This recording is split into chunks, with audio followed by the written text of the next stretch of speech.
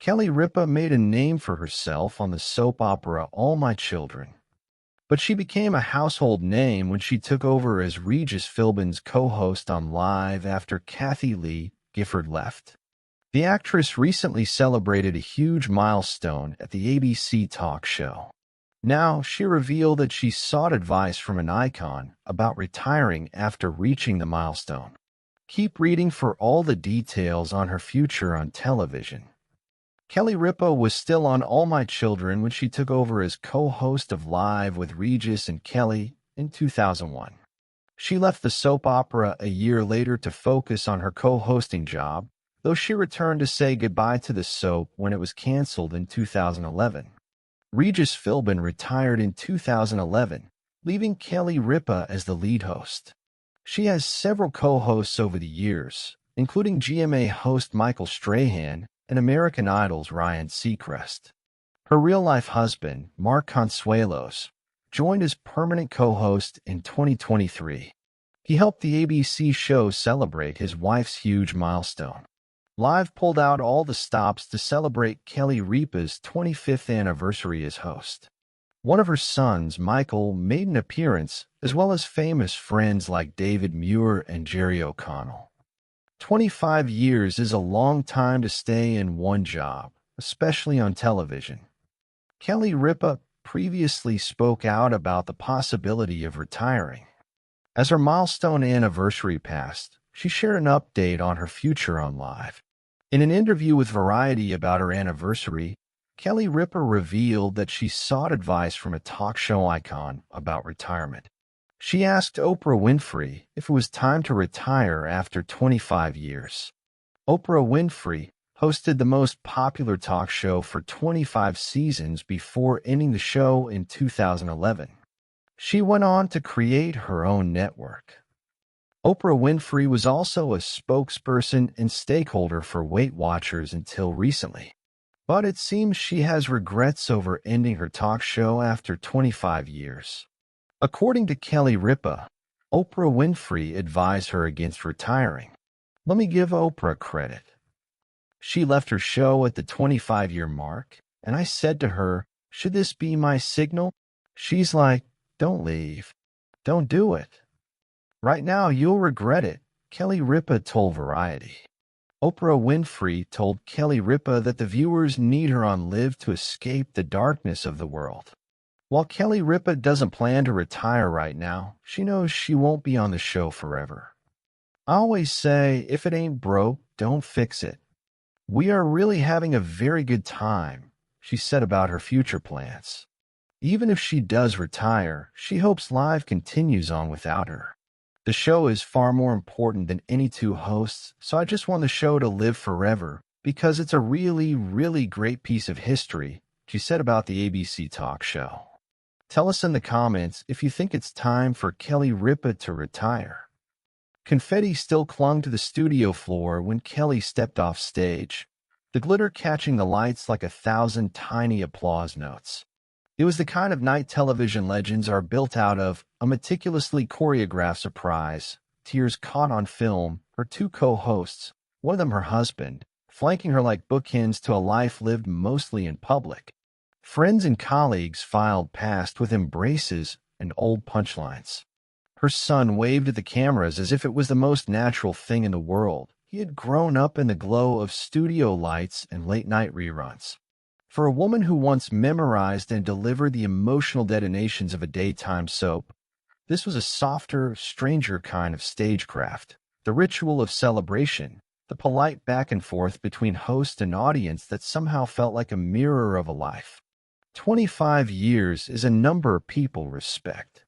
It's a quarter century of waking up every morning to make something happen that thousands, sometimes millions, of viewers would invite into their living rooms. But numbers also have edges. They cut both ways. A milestone can be a triumph, yes, but it can also be a signpost. As the cameras hummed and the crew packed away lights, Kelly had a brief, private moment backstage with someone whose career had once cast a long and instructive shadow across the world of daytime talk. Oprah, who had famously stepped away from her own talk show throne after 25 seasons, had been blunt in her counsel. Don't leave. Don't do it. Right now, you'll regret it. That sentence lodged itself in Kelly's mind like a pebble in a shoe. The pebble was small. It didn't make walking impossible. But you felt it.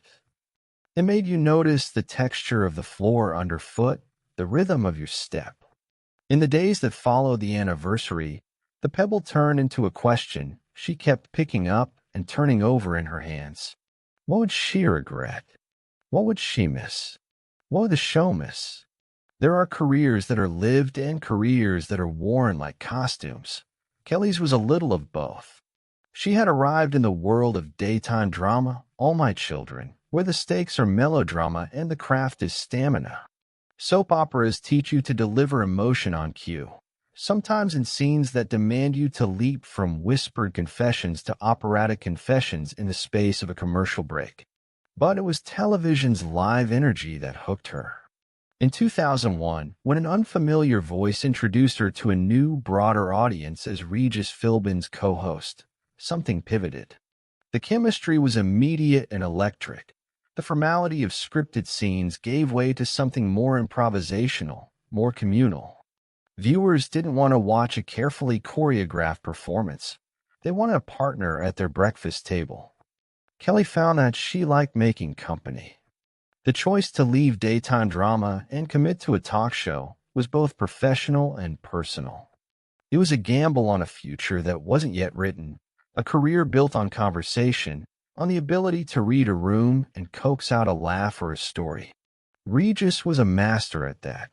He'd spent decades teaching the art of the live moment, the stretch between two commercial breaks where anything could happen. When he retired, the show didn't stop. It changed. Co-hosts rotated. Names like Michael Strahan and Ryan Seacrest arrived with their own rhythms and audiences. The show learned to be porous, to let new voices in while keeping the values that had always defined it: warmth, an irreverent sense of curiosity, and commitment not to take itself too seriously. Being on the other side of the camera, though, is a different kind of apprenticeship. Kelly's days were crowded with details that sound mundane but are actually the invisible scaffolding of live television.